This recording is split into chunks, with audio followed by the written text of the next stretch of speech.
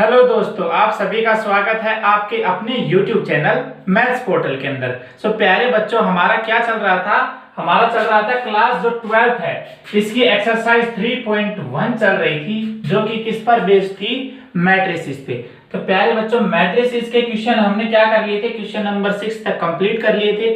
अब जो आता है क्वेश्चन नंबर 7 आता है, जिसके अंदर भी किसकी बात की गई है प्यारे बच्चों?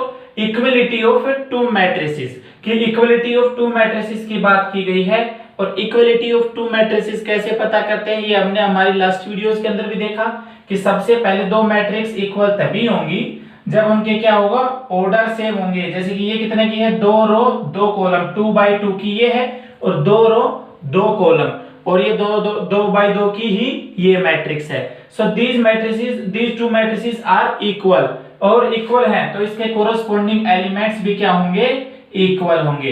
तो इसी के बेस पर आपको क्या फाइंड आउट करना है कि find value of A B C D, कि आपको इस जो दो मैट्रिक्स दी हुई हैं इन दोनों से आपको क्या करना है? आपको करना है इस ए बी सी डी की जो वैल्यू है ना, ये बच्चों फाइंड आउट करनी है। तो देखिए, अगर ये दोनों इक्वल हैं तो सबसे पहले हमारे पास क्या आता है कि इनके जो कोरोस्पोंडिंग एलिमेंट है, मींस जो a11 है वो b11 के इक्वल होगा। यहाँ वाला एलिमेंट सेकंड वाले के बराबर, ये जो यहाँ पे है सेकंड रो फर्स्ट कॉलम, ये सेकंड रो फर्स्ट कॉलम के बराबर होगा, और ये सेकंड रो सेकंड कॉलम वाला सेकंड रो सेकंड कॉलम के बराबर होगा। तो क्या करना है? बस इसको इक्वल रख के इक्वेशन बना दीजिए। देखिए मैं इक्वेशन अब देखिए सॉल्यूशन कर रहा हूँ, ठीक है ना? सॉल्यूशन में देखिए पहली इक्वेशन क्या आएगी? a माइनस बी किसके बराबर? -1 के बराबर। तो a minus B is equals to -1, and then next क्या आएगा प्यारे बच्चों? 2a माइनस बी, और 2a माइनस बी किसके बराबर है? 2a माइनस बी 0 के बराबर है। ओके, ये दो तो यहां पे हो गई। तीसरी इक्वेशन देखिए, तीसरी इक्वेशन है 2a प्लस सी किसके बराबर? 5 के बराबर, और 3c प्लस, ये तीसरी इक्वेशन, और 3c प्लस d किसके बराबर? 13 के बराबर। देखिए 4 इक्वेशन आ गई। और बच्चों मैंने बहुत बार बताया है, क्या बताया है कि अगर आपको 4 वेरिएबल फाइंड आउट करने हैं तो आपके पास कितनी इक्वेशन होनी चाहिए? 4। और अगर 3 वेरिएबल फाइंड आउट करने होते तो इक्वेशन होनी चाहिए थी 3। तो ऐसे ही आप याद रखना, कोई भी आपको कंपटीशन के अंदर पूछ ले कि अगर आपको 4 वेरिएबल फाइंड आउट करने हो, ए बी सी डी या X Y Z U, 4 variable find out करना हो तो आपके पास मिनिमम नंबर ऑफ इक्वेशन कितनी होनी चाहिए? तो बच्चों कितनी होनी चाहिए? जितने वेरिएबल होते हैं ना, उतनी ही आपके पास इक्वेशन होनी चाहिए, ठीक है ना? तो देखिए मैं क्या करता हूँ, फर्स्ट और सेकंड इक्वेशन को सोल्व करता हूँ। और ये देखिए मैं कैसे सोल्व करता हूँ। ऐसे आपने क्या है 10th क्लास में क्या है, इसको इसमें सब्ट्रैक्ट कर देते हैं, घटा देते हैं। तो ये तो माइनस हो जाता है, ये प्लस हो जाता है, और ये माइनस हो जाता है। भाई साइन चेंज हो जाएंगे ना, इसमें से ये घटाएंगे तब। तो देखिए ये माइनस का भी, ये प्लस का भी कैंसिल। यहाँ पे क्या बच गया? प्लस का a और माइनस का 2a। जब ये दोनों जुड़ेंगे तो क्या आएगा? माइनस का a बचेगा, और उधर क्या आएगा? -1 में 0 सब्ट्रैक्ट करेंगे तो क्या बच जाएगा? -1।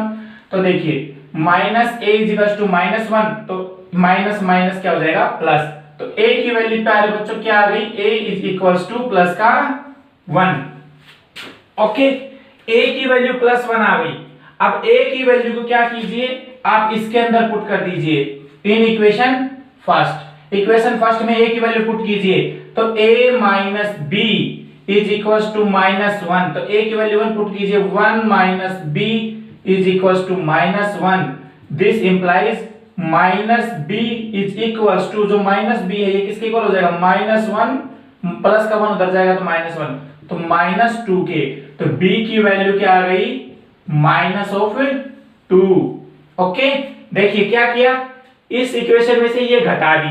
जब सब्ट्रैक्ट करेंगे तो प्यारे बच्चों यहाँ पे जो साइन है वो चेंज हो जाएंगे, और फिर ये माइनस का ये प्लस का दोनों क्या हो जाएंगे? कैंसिल हो जाएंगे।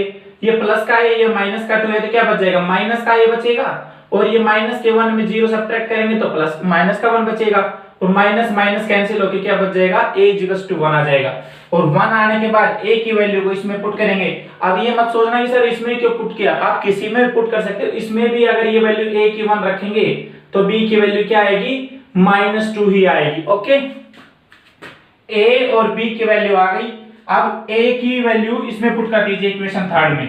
क्योंकि इसमें क्या है, ए की वैल्यू पुट करते हैं, किसकी वैल्यू आ जाएगी, सी की आ जाएगी। देखिए तो 2a की वैल्यू पुट कीजिए, क्या है भाई 1 plus C is equal to 5।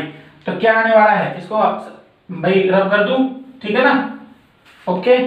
तो 2 into 1 ये क्या आ गया, this implies 2 plus C is equal to 5, और ये आगे जाएगा तो ये 2 इधर जाकर क्या हो जाएगा, सी की value 5 minus 2 is equal to 3। तो प्यारे बच्चों सी की वैल्यू क्या आ गई, 3, सी की वैल्यू 3 आ गई।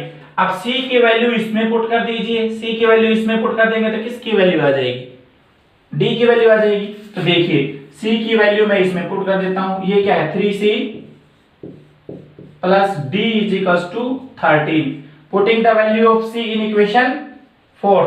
तो देखिए सी की वैल्यू 3 पुट कीजिए, सी की वैल्यू 3 पुट करेंगे तो क्या आएगा, 3 इंटू सी की जगह 3 पुट किया plus D is equal to 13, तो ये क्या आएगा 9 plus D is equal to 13।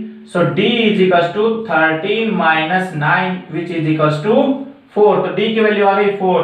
तो प्यारे बच्चों अगर ये दोनों के दोनों मैट्रिक्स अगर इक्वल है तो ए बी और सी डी की वैल्यू क्या आ जाएगी, मैं यहाँ पे लिख देता हूं। तो ए बी सी डी की value A is equal to क्या आया था 1, बी इज इक्वल टू क्या आया था -2, सी इज इक्वल टू 3 और डी इज इक्वल टू 4। ये आ गई इसकी answer.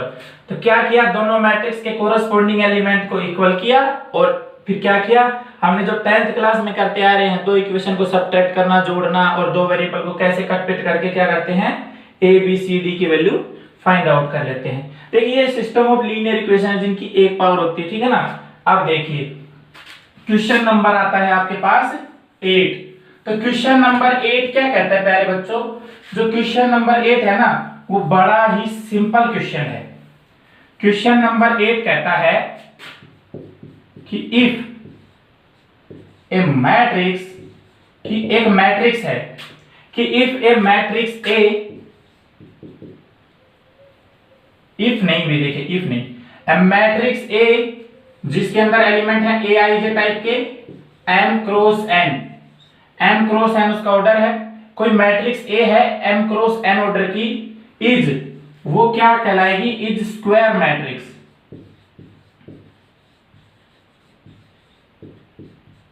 Is square matrix if option है m is greater than n, second option है m is less than n, third option है m is equals to n, और प्यारे बच्चों फोर्थ ऑप्शन क्या है, none of the above, means इसमें से कुछ नहीं। देखिए प्यारे बच्चों क्या पूछा गया है इसमें जो पूछा गया है वो क्या है, ए मैट्रिक्स ए, कि कोई मैट्रिक्स ए है जिसका ऑर्डर है m क्रॉस n का, ठीक है भाई, एक मैट्रिक्स ए है जिसका m क्रॉस n का ऑर्डर है, वो कहलाएगी स्क्वायर मैट्रिक्स। क्या कहलाएगी, देखिए ये है इंपॉर्टेंट, कि वो स्क्वायर मैट्रिक्स कहलाएगी इफ, यदि, कि यदि उसके m जो होगा वो ग्रेटर देन होगा n से, अगर m बड़ा हुआ n से तब स्क्वायर कहलाएगी, या m छोटा हुआ n से तब स्क्वायर कहलाएगी, या m is equal to y, या m और n बराबर हुए तब ये स्क्वायर कहलाएगी, या फिर इनमें से कोई भी नहीं। तो प्यारे बच्चों मैंने जब मैट्रिक्स करवाई थी तो इसके डेफिनेशन में क्या लिखवाया था कि मैट्रिक्स एक ऐसा रेक्टेंगुलर क्या होता है, शेप का होता है, जिसकी अपनी एक लेंथ होती है, अपनी एक ब्रेड्थ होती है, ठीक है ना। अब आपको याद करने की जरूरत नहीं है कि स्क्वायर मैट्रिक्स क्या होती है, मैंने ये बताया था कि मैट्रिक्स क्या होती है। जिसको ये पता होगा कि मैट्रिक्स क्या होती है वो बता देगा इसका आंसर, कि मैट्रिक्स एक ऐसा रेक्टेंगल होता है जिसकी अपनी एक लेंथ होती है, अपनी एक ब्रेड्थ होती है, अपनी एक लंबाई और अपनी एक चौड़ाई होती है, ओके। लेकिन इसमें क्या पूछा गया है, स्क्वायर। तो प्यारे बच्चों स्क्वायर कब होगा, अगर ये m लेंथ है और n ब्रेड्थ है इसकी, तो ये स्क्वायर कब होगा, जब प्यारे बच्चों हमें पता है स्क्वायर की सभी साइड क्या होती हैं, बराबर।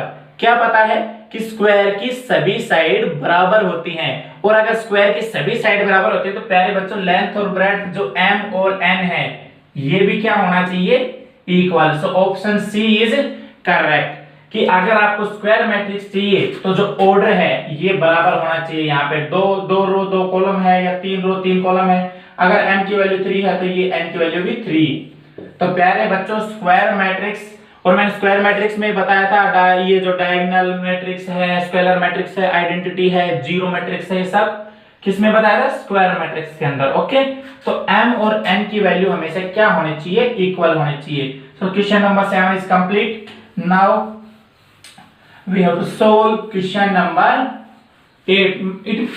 ठीक है ना? क्वेश्चन नंबर 8 था ना भाई, ये क्वेश्चन नंबर 8 था। अब आएगा क्वेश्चन नंबर 9। तो प्यारे बच्चों, क्वेश्चन नंबर जो 9 है वो क्या कहता है? क्वेश्चन नंबर 9 कहता है कि for which value of x and y, देखिए पढ़िए, for which value of x and y these two matrices, कि जो दो मैट्रिसेस हैं A is equals to B होगी, कि किस value of x and y के लिए मैं जो दो मैट्रिक्स A और B लिखूंगा वो इक्वल होगी। और मैट्रिक्स क्या है प्यारे बच्चों? देखिए मैं मैट्रिक्स लिख रहा हूं, A ये है A मैट्रिक्स है 3x + 7, ये इधर 5 है, ये क्या है भाई? y + 1 है, और ये क्या है? 2 - 3x है। और ये मैट्रिक्स किसी भी मैट्रिक्स के इक्वल है, और ये मैट्रिक्स क्या है? 0 y - 2 8 एंड 4। ओके, देखिए क्या पूछना चाहता है? He is asking about for which value of x and y means कि for which value of x and y, x और y की किस वैल्यू के लिए these two matrices are equal, कि ये जो दो मैट्रिक्स है ये इक्वल होंगी। सो प्यारे बच्चों, अगर मैट्रिक्स इक्वल है तो इनका ऑर्डर तो इक्वल है ही है, तो वो तो है भाई 2 रो 2 कॉलम, 2 रो 2 कॉलम। ओके रिपोर्ट, ठीक है। अब देखिए इक्वल मैट्रिक्स के लिए हमारे पास मोस्ट इंपोर्टेंट ये होता है कि उसका जो सेकंड कंडीशन है कि कोरस्पॉन्डिंग एलिमेंट्स, कि ये वाला एलिमेंट इसके इक्वल, ये वाला एलिमेंट इसके इक्वल, जो यहाँ पे है वो यहाँ पे, यहाँ पे है वो यहाँ पे, ये सब के सब क्या होने चाहिए? कोरस्पॉन्डिंग जो एलिमेंट्स है, जो एंट्रीज है, मस्ट बी इक्वल। तो देखिए प्यारे बच्चों, अगर इससे मैं क्या कर रहा हूँ, क्या कंक्लूड कर पा रहा हूँ, क्या कंक्लूजन मिल रहा है मुझे कि ये जो 5 है ये y - 2 के इक्वल है।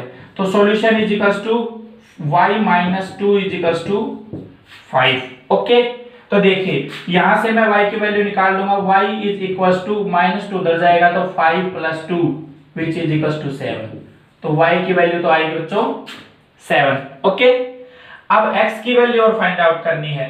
तो x की वैल्यू भाई इससे भी निकाल सकते थे कि y + 1 इज इक्वल्स टू 8, तो 1 उधर जाएगा तो फिर भी 7 ही आने वाले, तो आपको घबराने की जरूरत नहीं है। ओके, अब देखिए, अब इससे निकाल लो या इससे निकाल लो, किसी से भी आप x की वैल्यू निकाल सकते हैं। तो देखिए मैं निकाल रहा हूं, इससे निकाल लेता हूं, ठीक है ना? 3x + 7, 3x + 7 is equals to कितना है? 0। Okay, 3x + 7 is equals to 0 है। तो प्यारे बच्चों देखिए 3x इधर रह जाएगा और प्लस का 7 उधर जाएगा, तो क्या हो जाएगा? माइनस का 7 हो जाएगा। ओके, अब देखिए अपने को क्या निकालना है? x निकालना है, ना कि 3x निकालना है। तो ये x क्या है? 3 से मल्टीप्लाई हो रहा है, और जब ये इक्वल्स टू के उधर जाएगा तो ये जो 3 है ये किस में आ जाएगा? मल्टीप्लाई वाला किस में चला जाता है? डिवाइड में। तो -7/3। तो for which value of x and y these two matrices A and B are equal, that values are y is equals to -7/3 and x is equals to -7/3 and y is equals to 7. So for x is equals to -7/3 and y is equals to 7, these two matrices are equal. तो question number जो हो गया है 9। देखिए 3.1 में कुछ था ही नहीं, 3.1 में यही चल रहा है कि equality of two matrix, order of matrix, elements लिखिए मैट्रिक्स के, ये सब के सब किस में करवाए हुए हैं? ये सब के सब मैंने इसकी इंट्रोडक्शन में करवा चुका हूं, और अगर आपने नहीं देखी है तो उसको प्लीज एक बार मेरे कहने से देख लीजिएगा, जिससे क्या है कि आपको ये क्वेश्चन बड़ी आसानी से समझ में आ जाएंगे। ओके, तो देखिए क्वेश्चन नंबर 10, और इस क्वेश्चन के साथ ही एक्सरसाइज 3.1 बच्चों क्या हो जाएगी? कंप्लीट। और अब जो क्वेश्चन आने वाला है वो एसएससी या कोई भी कंपटीशन एग्जाम जिसमें +2 स्टैंडर्ड का जो मैथमेटिक्स आता है उसमें आ सकती है भाई। ओके, तो देखिए क्वेश्चन क्या है? नंबर ऑफ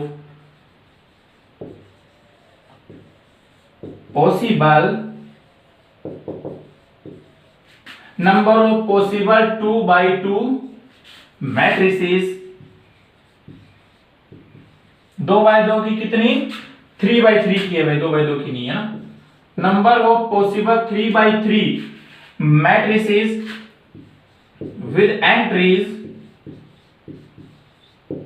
with entries 0 और 1।